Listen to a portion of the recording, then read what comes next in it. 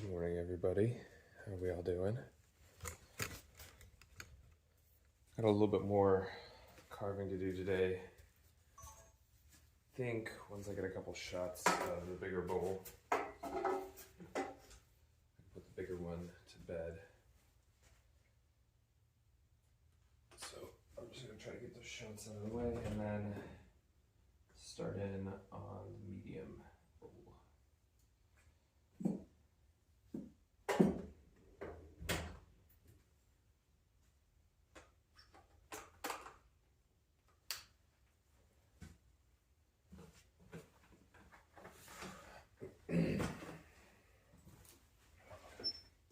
I hope everybody had a great Saturday.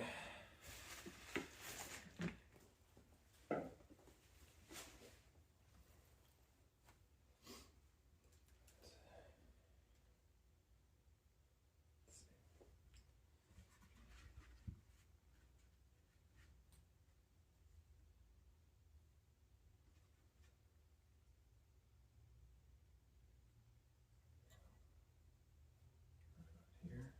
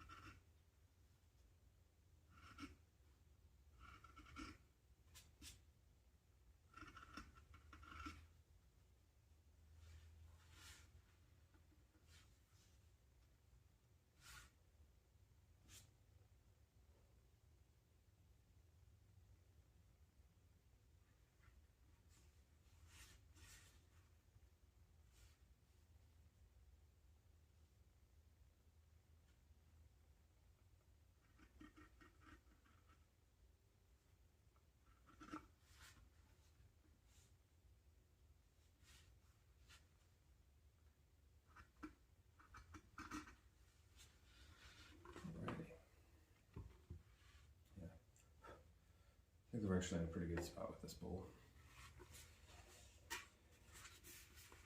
One thing that I'm a little bit worried about is this right here.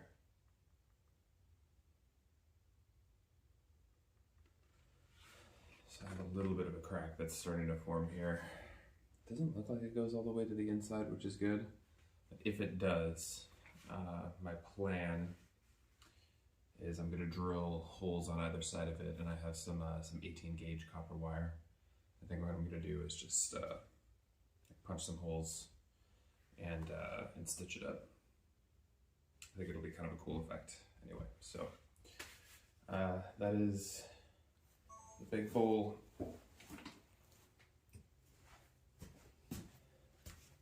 Got to get a couple of glamour shots going here. Good morning, everybody. KP, thank you so much. I really appreciate it. I put a lot of work into them. I really hope that comes through. All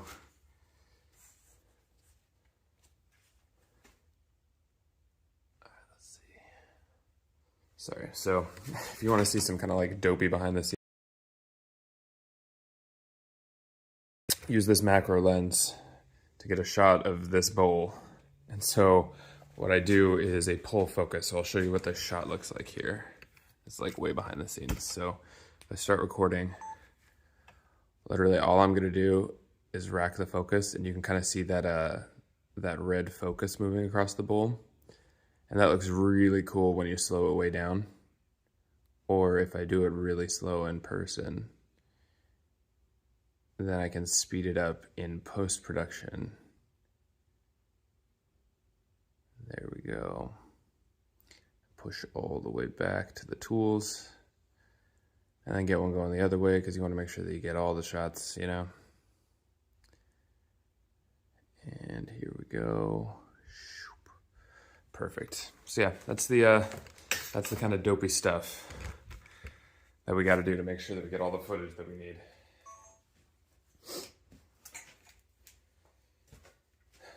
I am excited to get started on the second bowl.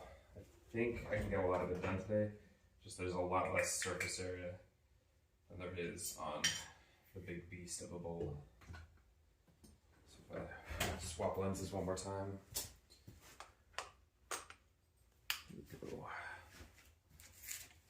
Alrighty. Find the focus again. Nice. Okay.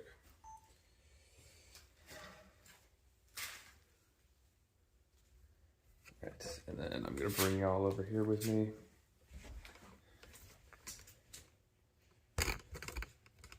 Cool.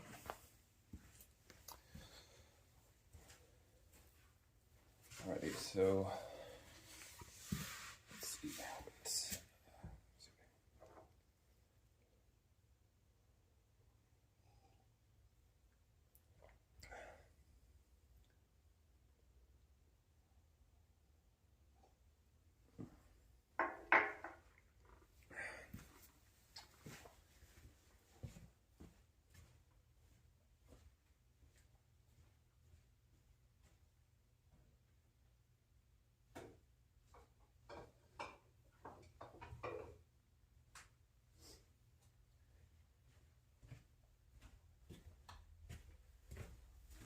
Alrighty.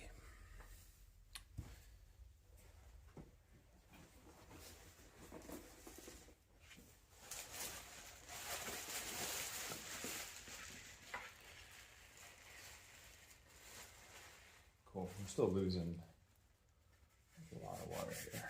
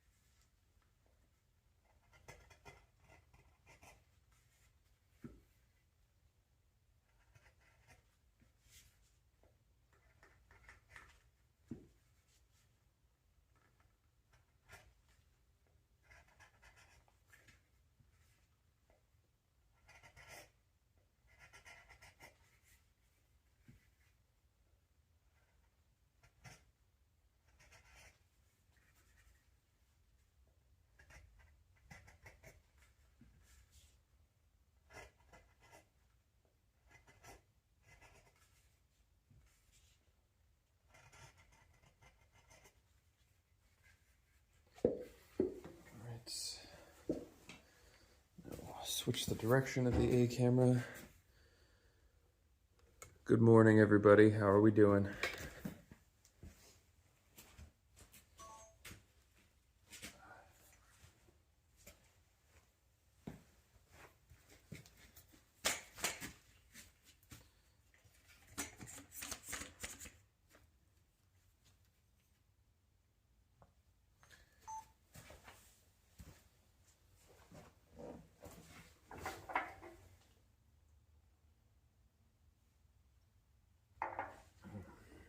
Got some new coffee beans in yesterday. It's from my favorite brand of coffee, Dune Punch Bowl. It's pretty great. Give them a try if you're in the States.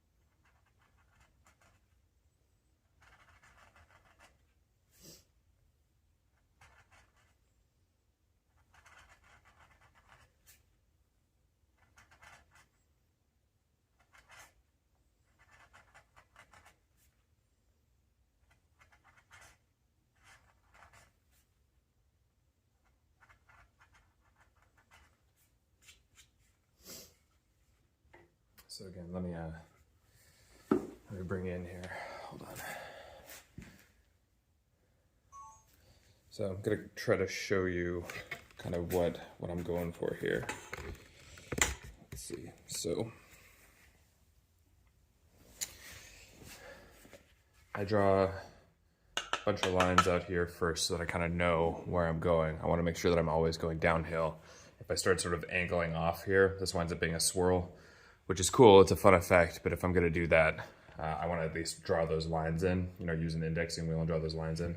So what I'm trying to do here is, in this initial stage, I want to vary the lengths of these initial cuts. I don't want them to all be the same, because if they're all the same, then when I go to do the next layer, you can kind of tell like where this layer starts and ends, right? But if I vary this, then when I go in to sort of set like my next set of cuts, right? They start from random places as well. And then if I just make them random lengths as well, it kind of blends. Like you can't necessarily tell where this layer of carving stops, right? Or where the next one starts.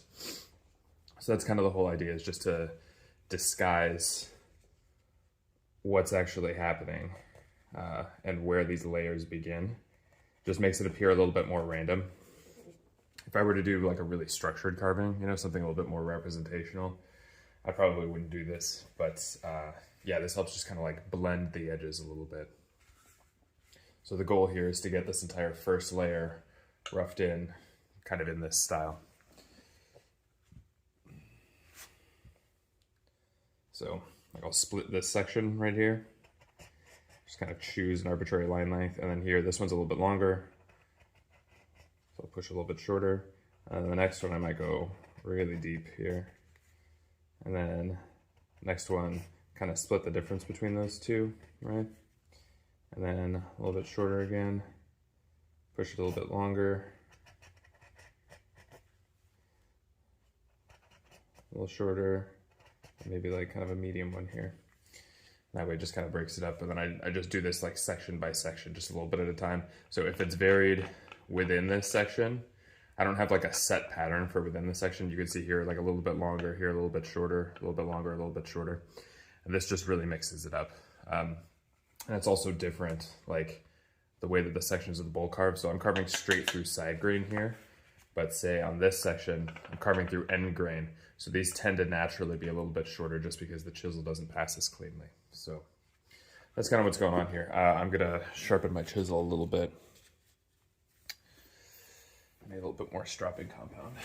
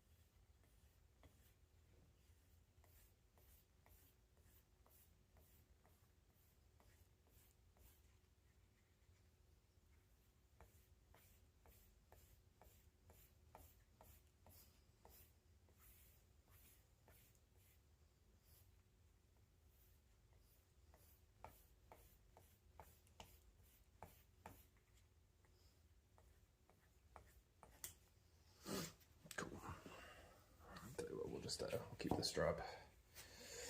And we'll go again.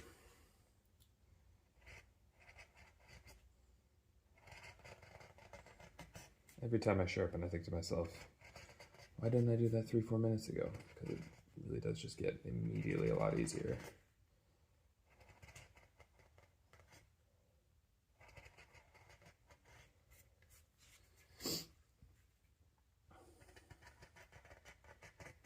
I did have a young man reach out to me once, and he said, hey, you know, I'm just having a really tough time wood turning. Like, there's tear out all over the place. I can't seem to get, I just don't feel comfortable with the lathe. And so I asked him about his sharpening setup, and he said, sharpening? And I said, well, that's probably it right there. Poor guy had been turning for nearly 2 months, had never sharpened his tools. So I was trying to explain to him, like, if you get something spinning, 12 inches, 1,000 RPM on the lathe, it only takes, boy, it's something like less than 3 minutes. You've turned through a mile of wood with your tools. So it doesn't really matter that this is steel and this is wood. If you try to push this through a mile of this, it's gonna get dull. So luckily we were able to sort them out. I mean, once you figure out how to sharpen, then you have to reckon with your actual turning skill for sure. But yeah, that was the problem he was facing that day for sure.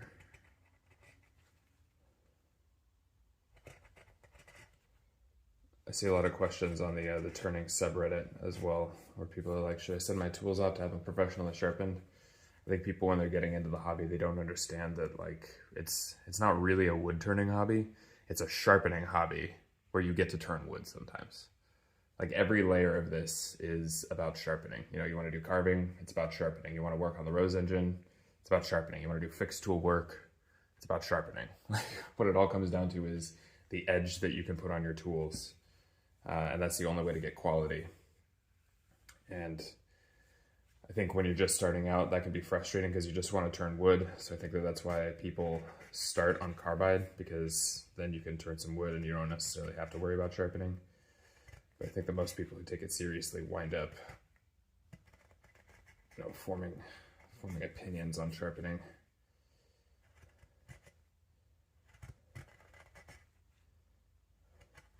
That's not to say that, like, being good at sharpening means that you're a good wood turner, but it sure makes it a heck of a lot easier when your tools are sharp, It's a big deal.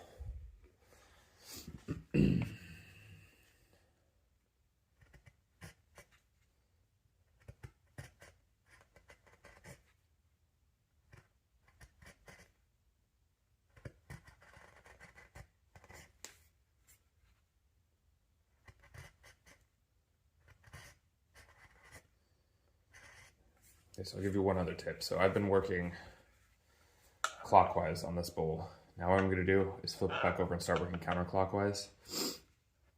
As I work, my cadence will sort of subtly change, right? Like this, my most recent one won't look the same as the first one that I did, before the coffee kicked in, or when my hands weren't warmed up, or, whatever.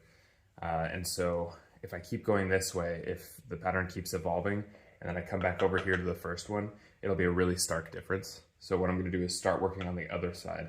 So when I meet over here somewhere, it'll be like the two most recent sections will be right next to each other, instead of me like evolving, coming back around. And then I put it next to this one, and there's a huge difference between the two. So I'm just going to work in reverse for a little bit and try to mix that up a little bit.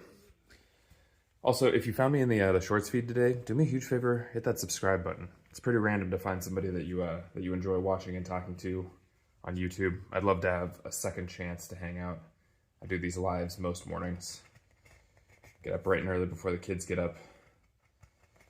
Usually it's turning. Right now I'm filming a long form video on this nested set. There's a lot of hand carving to be done. Also, if you're bored, I dropped a full-length video yesterday about a big walnut hollow form and what it means to sell out, what it means to sell your art. I think it's a pretty good video. I think it's my best voiceover yet. So if you don't mind giving that a watch later today, I'd really appreciate it.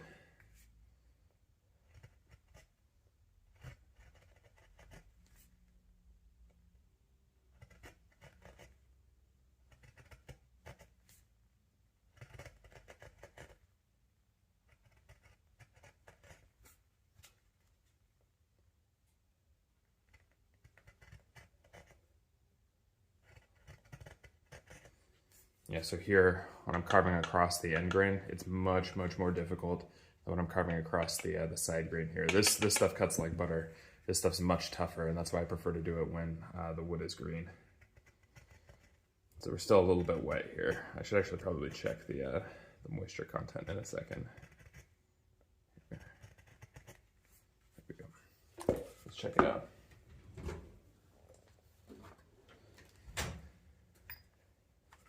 Let's see what we have.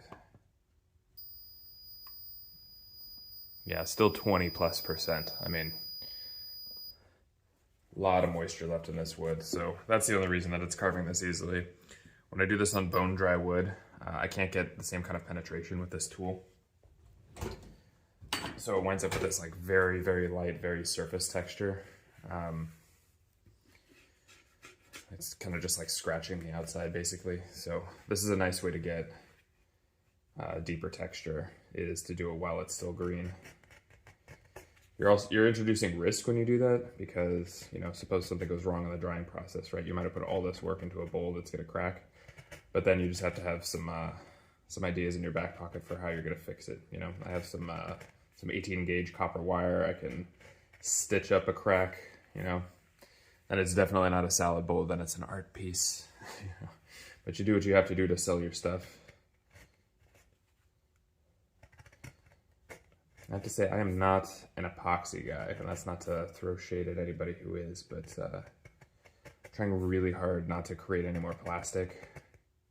I also have this feeling that like the epoxy river tables and stuff, I think we're gonna look back on that, like, I don't know if anybody remembers, but late 80s, early 90s, people had these velvet paintings in their house, like where it was black velvet, and somebody would paint on like Jesus or a woman or something like that, and everybody had these in their house, you know, nature scenes painted on black velvet. And then all of a sudden in like 1997, they were all gone. And the thing that I kind of worry about with the epoxy river tables is that that's what it's going to be like. Hey, new beginnings. Thank you very much. I appreciate it. So yeah, that's my hot take on the epoxy river tables and stuff. And you know, that's again, not to throw shade. Like, I think that there are good uses of it. There is a woman by the name of, I believe her name is Kathleen Walsh, out of Ireland, and she makes some of the most beautiful epoxy wood turning art that I've ever seen.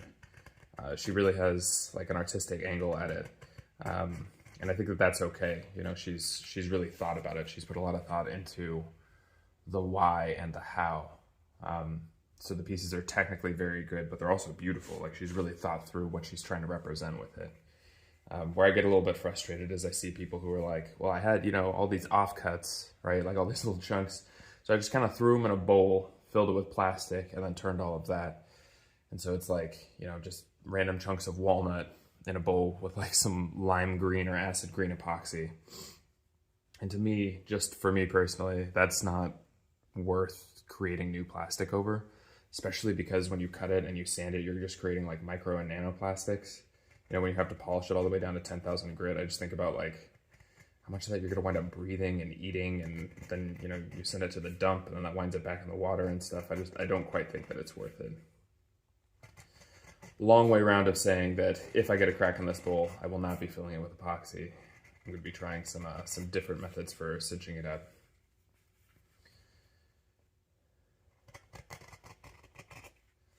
I think there are ways to make epoxy work and make it beautiful, but I think sort of one of the other things that goes into that is that, like,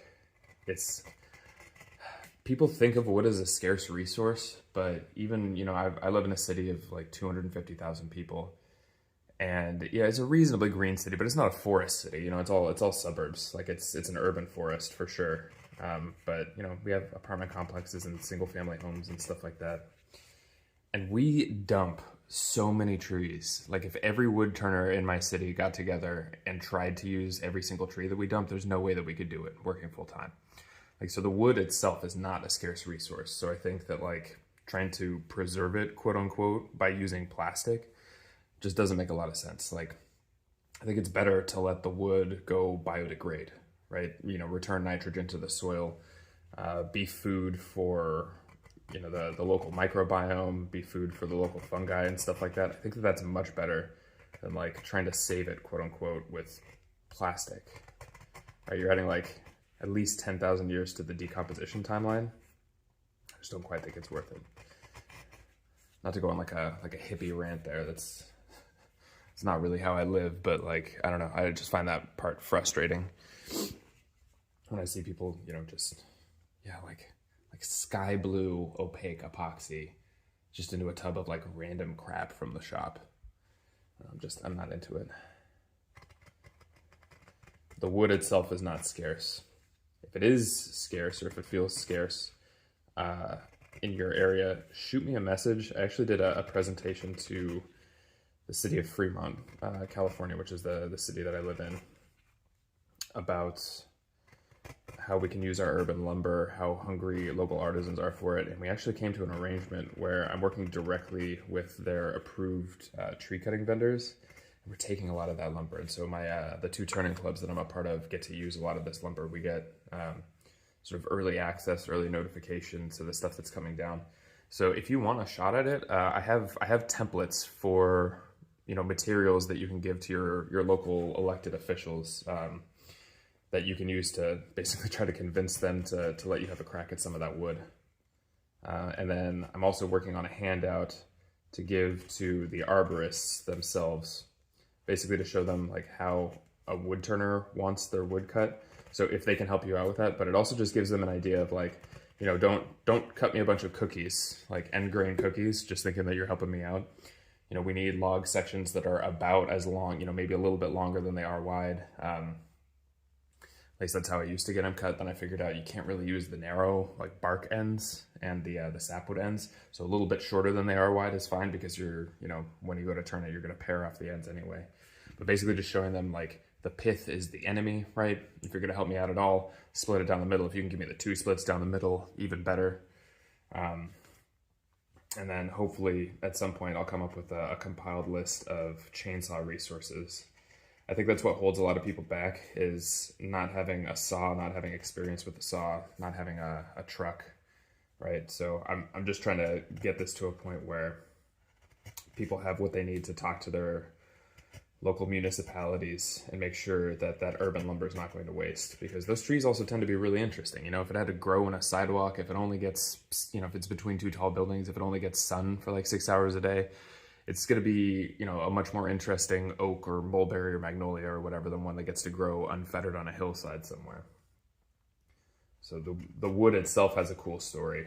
I think it's like an interesting version of whatever species it is.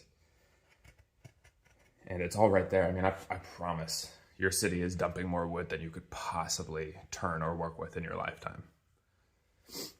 So trying to make sure that people get access to that is a pretty big deal for me. So if you want those resources, do me a favor, head on over to my Instagram, just shoot me a DM. I will share all of this stuff with you. I have it all loaded into a canvas. I have them in Word docs that you can use, and you can basically just like do minimal research in your city. I will show you how to use AI to get the data from your city, so you don't even have to write this stuff yourself. You can just have it dump it all into the template. You can use that to go talk to your elected officials. And what I find also really helps is bringing a good example of your work. Like if you show them, hey, this is a walnut tree that came down on Stevenson, and this is what I made out of it, and you show your best example of work, I think that really clues people into like, oh my goodness, this wood is useful. Like people want this. There's a hunger for this resource. And I think that's a really effective way of kind of getting the point across that like you're throwing away valuable artistic material. And also, I think that it makes our businesses more viable, right? Like as makers, as crafters, if we have to buy all of our lumber, this isn't to say that we shouldn't support people who run kilns and stuff. There's definitely a place for them. I work with Cali Hardwoods, who are up in Northern California. They make amazing lumber for me. Just beautiful figured walnut and maple burl and stuff like that. And when I need a specific piece, I love having them as a resource. But like, there's stuff coming down 2 blocks away that I should be able to have access to, I think there's also kind of a principled, like, political argument to be made that, we pay the taxes for the tree removal. Our taxes also go to the dumping fees. They pay $120 a ton to dump the wood, right? We're paying taxes for the maintenance on the trees, for the planting of the trees, for the watering and stuff like that. So when they come down, the idea of just dumping that when you could use it is kind of ridiculous. Like, in a sense, you've already kind of paid for the tree. So, even if not everybody gets a share of it, but like collectively you've paid for the tree. So it makes sense to kind of keep it in the neighborhood, to like circulate it again, to use that lumber, turn it into something that's useful for everybody, something that's beautiful. I think there's even a case there for like using the local lumber as public art if you have a budget for that too, you know? Like if you're already paying for it, you might as well get the full use and the full life cycle out of it.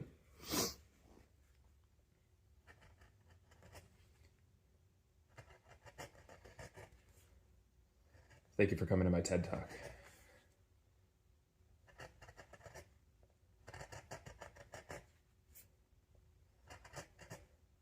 But yeah, all of that is a long way to say, like, if you want resources, if you're having trouble coming up with wood, shoot me a DM on Instagram.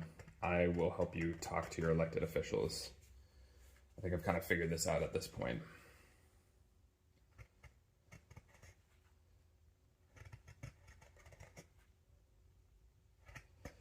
One of the things that I'm a little bit worried about, though, is that my wife and I are having our third baby in December, and so I kind of go dark when we have a baby. There's a few months there where I'm just not sleeping enough to be safe in the shop or run a chainsaw or whatever.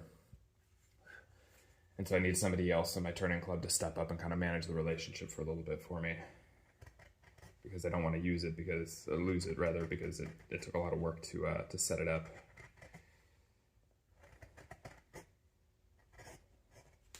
So my fear would be, putting all this effort in and then having to like restart the relationship from scratch.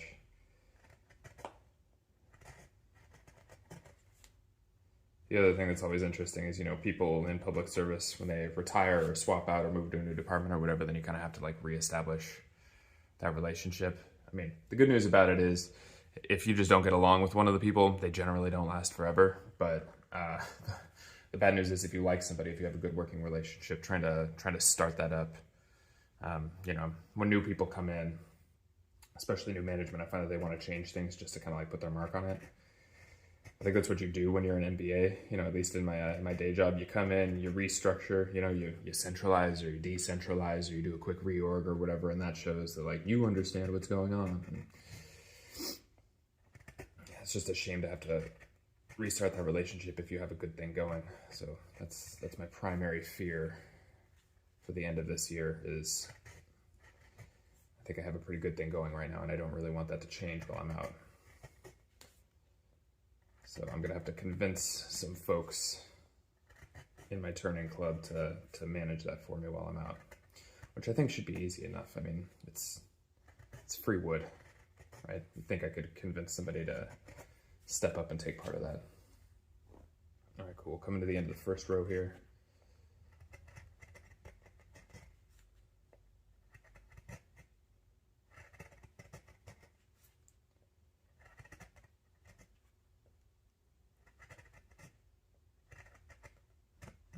Longer for the last one there. Nice. Okay, see, varied all the way around, so I can kind of disguise where this row starts. Well, see, this is chewing up my hand a little bit. Although, shout out to Mechanics gloves. These are what I use for doing all my hand carving like this, because I have these little tips in here. Hold on, let me show you. So I went to Daiso. I don't know if y'all have Daiso where you live, but I bought these little like fingertip things. I think that they're for sewing, but they're made out of silicone. So I basically put one of these on, then put one of these over it, then kind of jam it into the glove, and it forms this kind of cushy layer.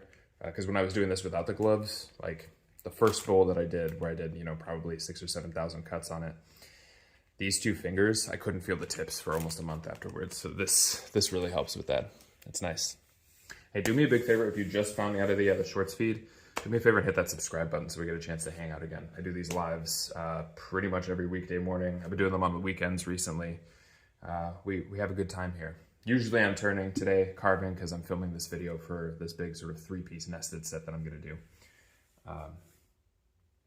But yeah, it's random to find somebody that you actually like out of the shorts feed. So if you don't mind subscribing, I'd appreciate it. I'd love a chance to hang out another weekday morning. So that's the base layer, and now I just kind of have to fill it in. So generally it takes me like 3 trips around. So I'll do the next one and kind of fill it in through here. Then take another one, we'll see how close that gets me to the rim.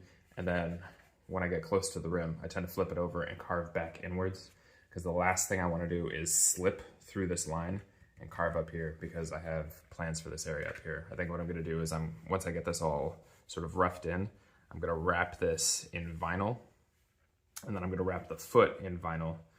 And then I'm gonna sandblast this area and this area right here just for a little bit of visual contrast. And I'm gonna try to keep the foot and the bead absolutely smooth. And then I think I'm gonna sandblast the whole inside as well. I think so. I mean, it's such rich grain, and we're running so off center here that I think that really kind of highlighting this with some, just taking out some of the other softer grain here, I think it'll look really cool. Just kind of highlights like where in the tree this piece came out of. So that is the plan. I'm gonna move the camera around really fast. Not yours, I think that y'all will stay parked here with me, but I'm gonna flip this around.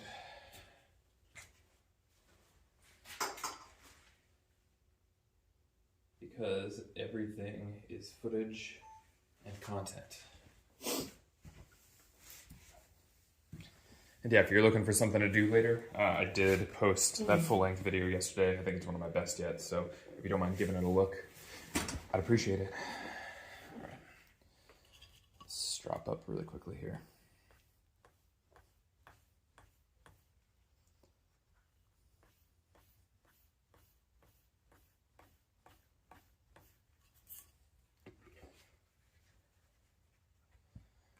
So I have kind of the second layer here.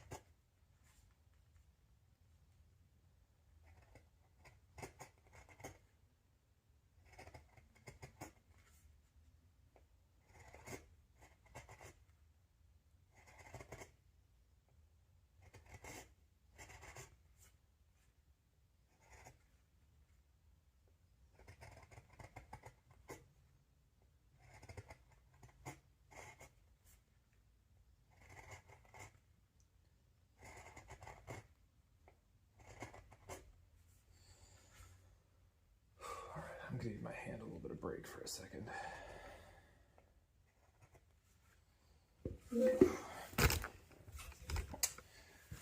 At some point I should probably count up how many lines I have to into this, but oh hey, thanks New Beginnings, I appreciate it. Yeah, send me a message if you want to talk about how to get some of that sweet free city wood. We'll say also, like, it's not the main point, but it is also a selling point for customers a lot of the time to know that, like, that piece of wood came from, you know, the street that they used to live on or grew up on or whatever. I think it's kind of a cool thing to do for your neighborhood. Almost a public service. Sorry, I'm getting the camera set up for a shot here.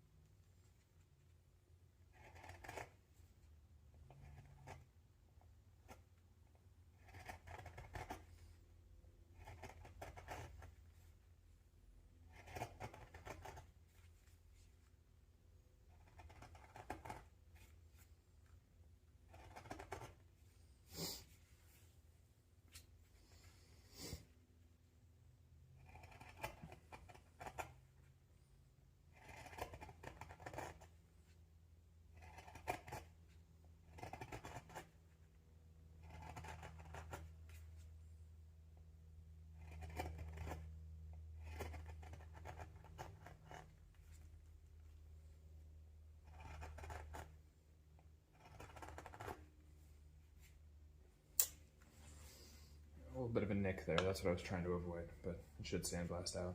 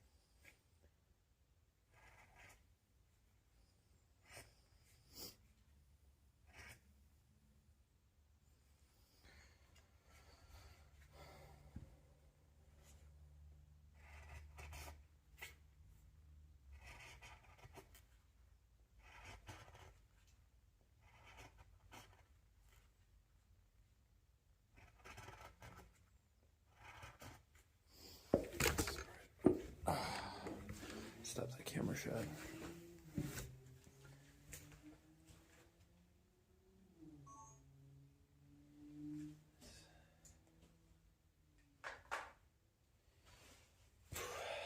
We're getting there, slowly but surely.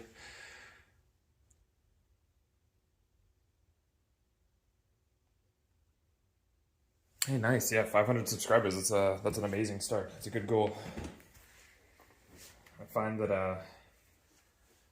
I really worried a lot about subscribers in the beginning, but then I think at some point you kind of figure out that like the engaged views is what the algorithm wants from you. You know, people who actually stay and watch and whatnot. So I don't know. My focus kind of shifted at some point to like, instead of trying to bring people in, like making great content that gives people no choice but to come in, if that makes sense. So we're definitely getting there on this bowl. I have about 30 minutes left. I don't want to rush it, but I think I can actually get this one settled, and then that means that tomorrow morning I can do the smallest bowl from the nested set. And then I can start letting it dry. I can move on to something new. I have to let it dry for a little bit before I sandblast the rim and the foot.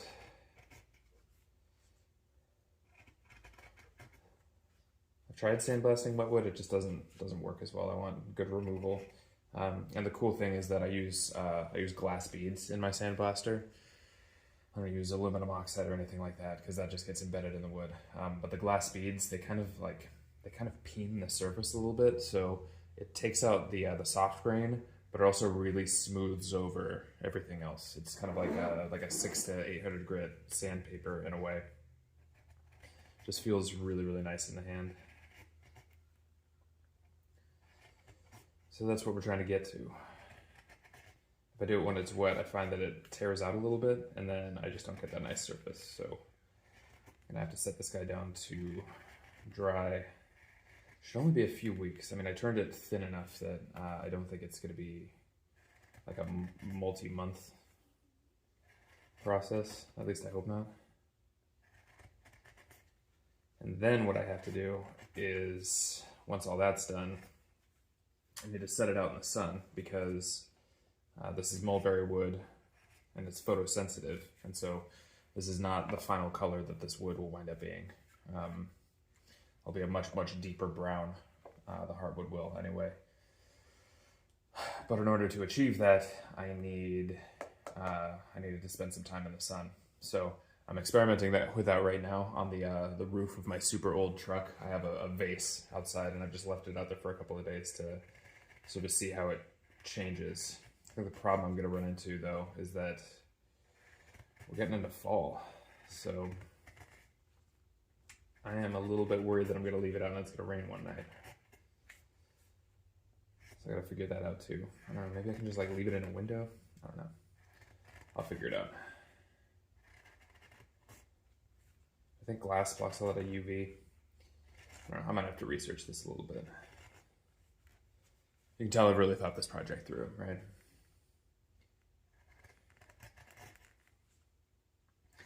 The fun part though is that there's going to be a lot of time lapsing in this video. When it's finally finished, you know, get to skip forward a couple of weeks here, a couple of weeks there. Did the rough turning a while back. A lot of the shots are going to be time lapsed. You know, we got layers, we got metaphor.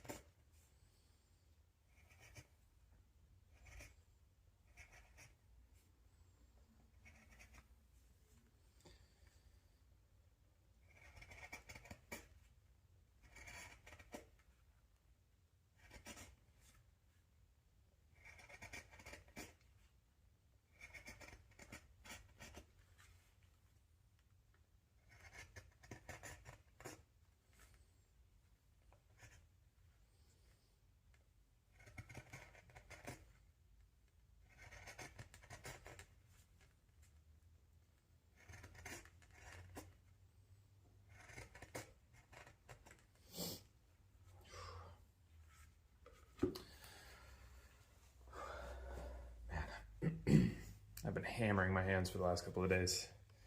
It's been brutal. Hello everybody, welcome in. Hey, if you just found me through the shorts feed, do me a favor, hit that subscribe button. Usually I'm turning. I don't typically do a ton of carving like this. This is more of a meditative weekend. But yeah, if you're here for one guy making a mess in his shop, you've come to the right spot. Do a lot of wood turning in here. I think once I get this carved up and I set everything down to dry for the next couple of days, I'm gonna turn a special box out of some highly figured walnut, maybe even a little bit of maple burl, and then I'm going to give it to the doctor that delivers our third baby in December. So kind of fun to make a gift with a specific purpose in mind. It doesn't just have to go to a random craft show. I know who's gonna get it. She's a doctor. She's been excellent to my wife.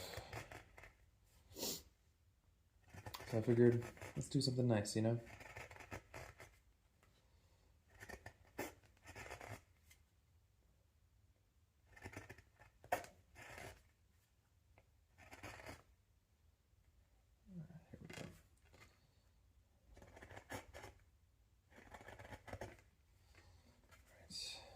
Now, so, ooh, a little bit of section here, a little bit light, cool.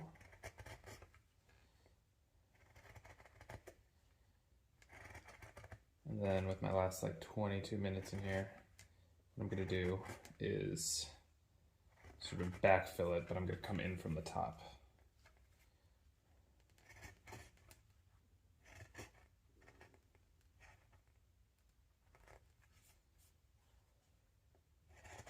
So that way I don't skid on through and accidentally cut here. Let's make sure that we get this camera back in a good spot. There we go. Cool.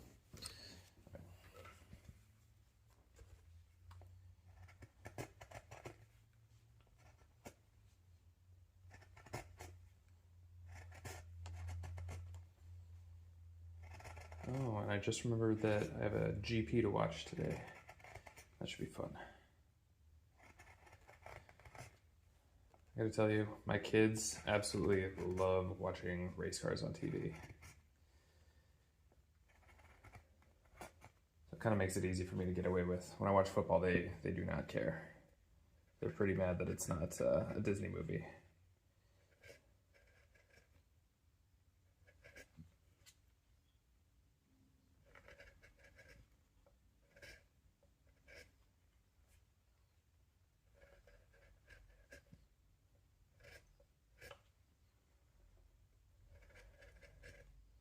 So yeah, just backfilling this texture a little bit. There we go.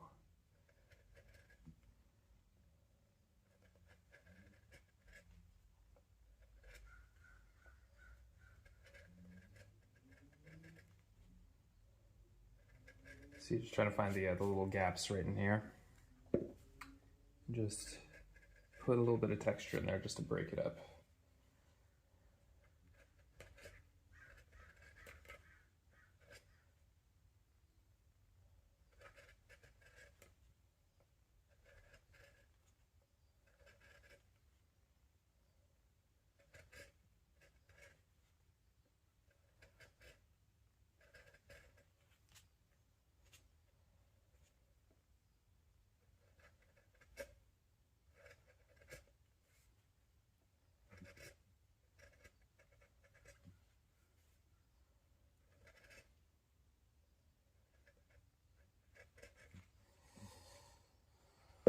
Let's drop up again.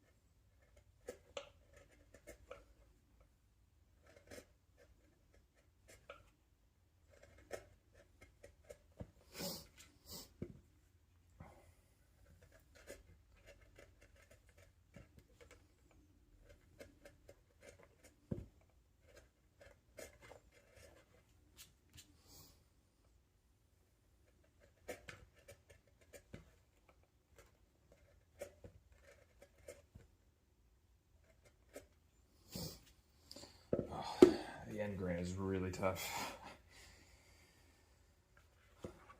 Fair amount of effort just to hold the bowl.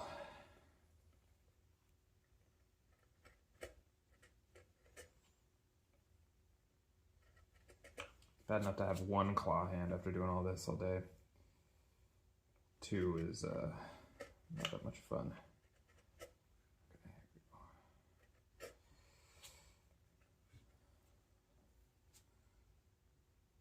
It's actually kind of difficult to see what I'm doing on the end grain here. Start pushing some texture back in here.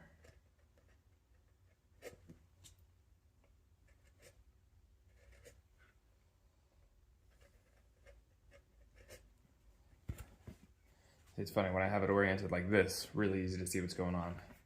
When you flip it like this, and like, it kind of disappears in the end grain a little bit. And thanks everybody for being here, I appreciate it. Do me a huge favor, if you found me through the shorts feed, just scrolling by, hit that subscribe button. Let's get a second chance to hang out. Something in the algorithm said, hey, you might be into this. I wish I had any idea what it was. I would do a lot more of it. My feed is so messed up. It's like gaming, football highlights, race cars, tips about your life, wood turning. Just like a random assortment of junk that I've shown interest in the last few years. Highlights of soccer goals, scenes from Breaking Bad. Here's how you actually juice a lemon. Just a really, really random assortment of junk. That said, it's all entertaining. You know, I think a lot about the people who are making like the, like kind of the small ball satisfying content, where it's like an AI voiceover and you're just watching somebody like figure out how to get crown molding into a corner, or like figuring out how to extract a broken screw or something like that. And just think about those people like sat at their laptops trying to dream this stuff up, like stuff that does not make any sense from a written content perspective, but still gets a ton of views. It's so interesting. Just thinking about like that's somebody's job. Their whole job is to create that content.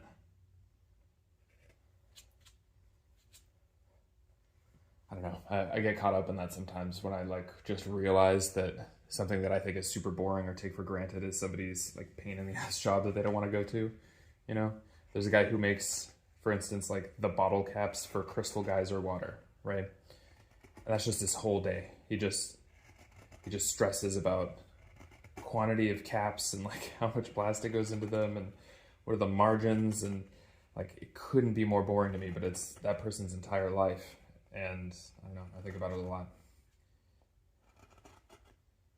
Like people who manufacture artificial turf, you know, they think a lot about like pile, like how high is it? Like what's the UV resistance like? Does it get too hot in the sun? I don't know. It just makes me laugh. It's like my job, you know, my day job is pretty specific too. Like I think most people would find it pretty boring. But then I think about, you know, I don't know, it just catches me out every so often. Like somebody like gets up, drinks coffee, and commutes to go to that job where they think about the bottle caps for Crystal Geyser water.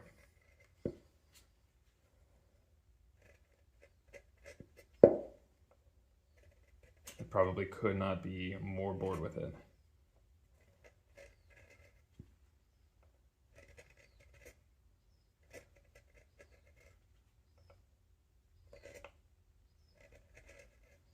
Although, at least it's Crystal Geyser and not Arrowhead, right?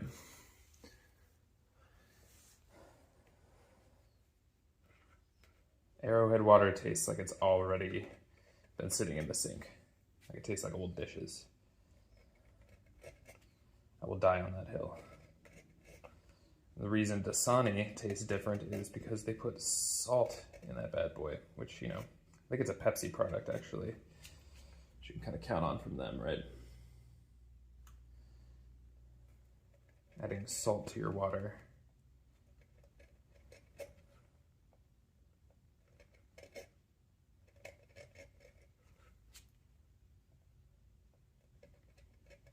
Like that's why I only see Dasani at events. Like I never see somebody just buy one. I'm imagining a conversation with somebody where they're like, yeah, I'm really into Dasani water. I I don't know why it's making me laugh. I mean, having a favorite water, I get. You know, Smart Water had its time. Fiji was the classy water. You know, I couldn't get close to girls who dated Fiji. They outclassed me. And then there was Voss, the one in the glass bottle. And so I'm just imagining somebody being like, no, it's Dasani all the way.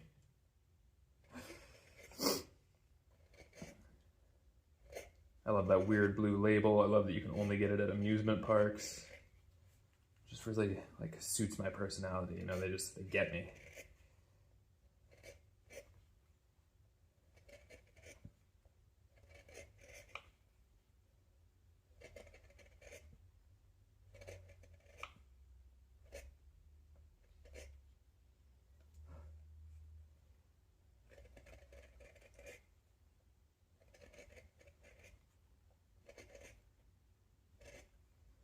The side grain is so much easier.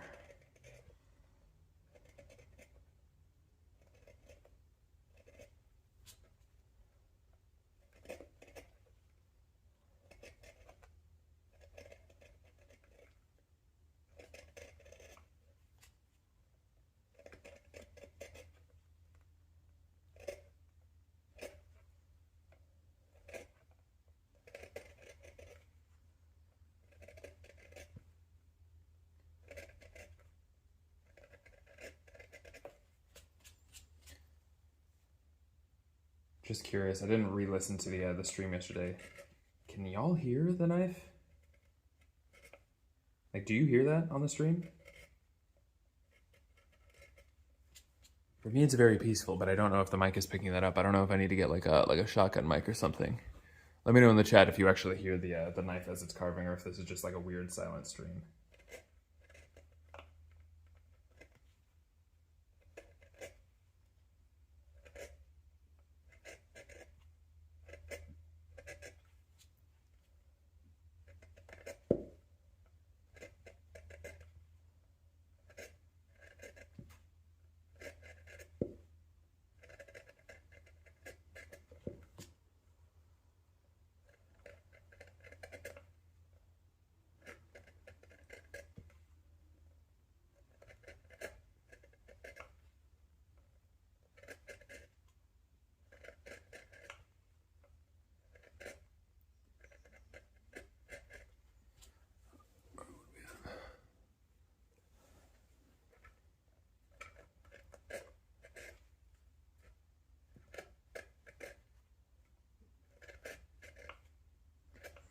Do me a big favor. If you just found me in that shorts feed, you like something about this. The algorithm knows something about you. Do me a big favor, hit that subscribe button.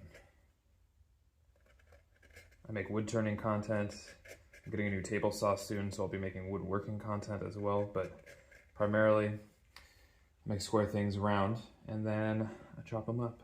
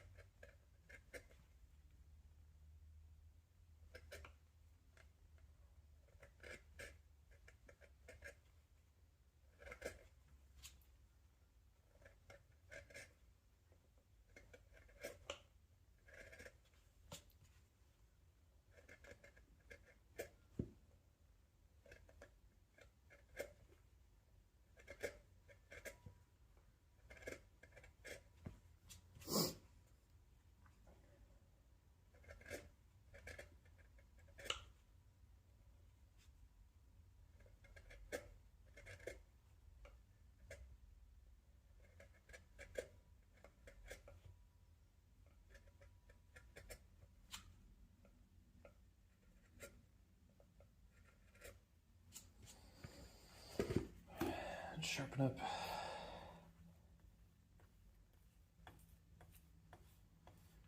Yeah, it does look like I'm gonna actually finish this bowl in the allotted time, which is nice. And then tomorrow, we get to do the baby bowl, which should be fun. You know, I'm actually getting sent back to the office tomorrow. I had been working from home for the last couple of years, and they're finally bringing me back in. Low-key kind of excited for free lunch and a full gym, but I don't know, it's gonna be weird not to be able to like run laundry or clean up the kids' rooms and meeting gaps.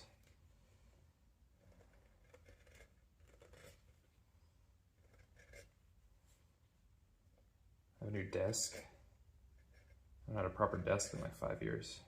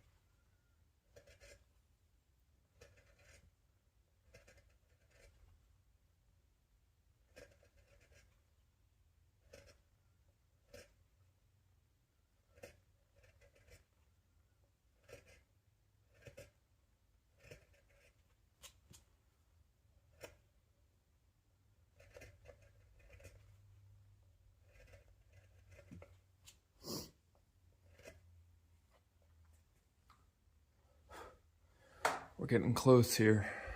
Getting very close.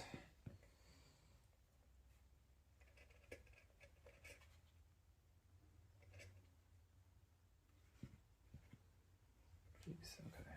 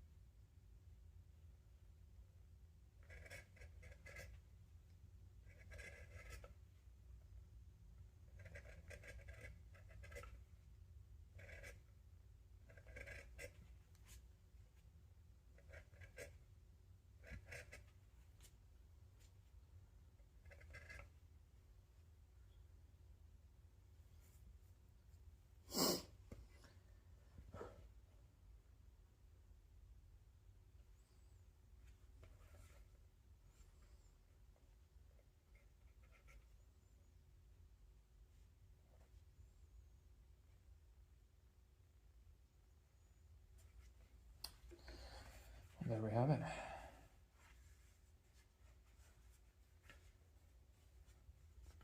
Pretty good shape.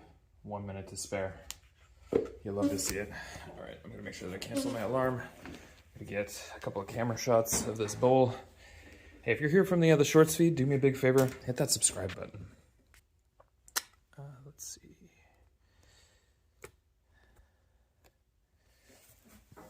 Yeah, I'm gonna bring up the nice camera for a second, get some shots of this thing, and then should be good to go.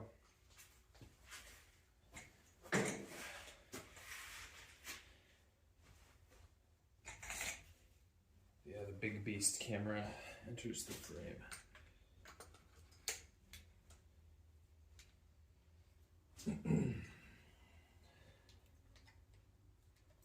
I just want to say thanks for being here. It's been a lot of fun hanging out today. I like having company in the shop. If you miss your own shop, hopefully I could scratch that itch for you a little bit today.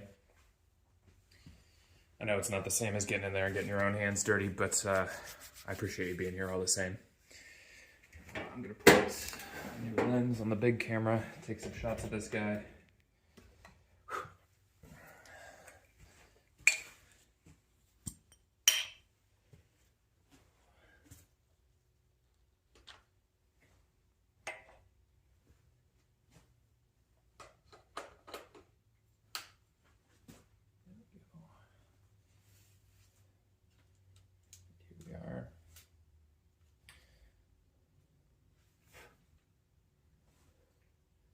Really liking this texture. I think this is all going to come together pretty nicely once I get the sandblasting done on the rest of it. I think it's going to be cool. Right, so let's get some tight focus shots here.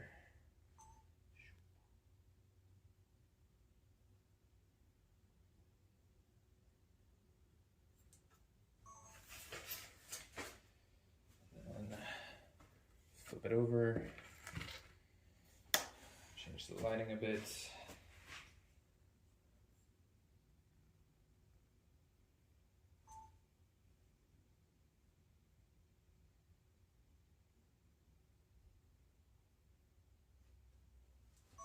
Cool, that should both play.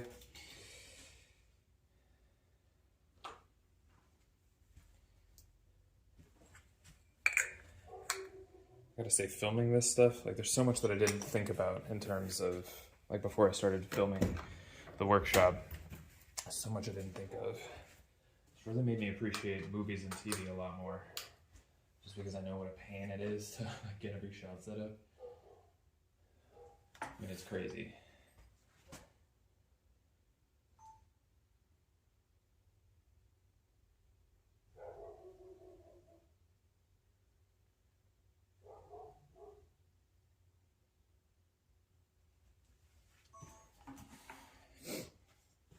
And then I think sometimes about an actor having to run, you know, the same scene like 40, 50 times just to make sure that you get it right.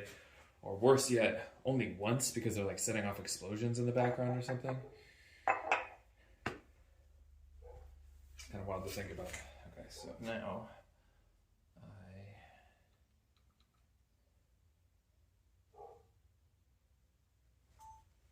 I can dry this bowl. All right, I'll be right back to show you the small one that we're gonna do tomorrow.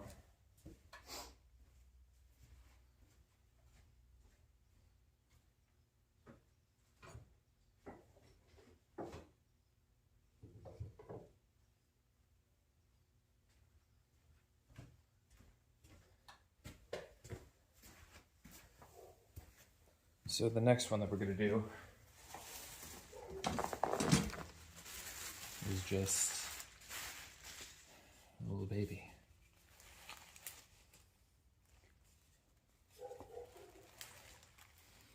Kind of cute, huh? I like that hollow foot.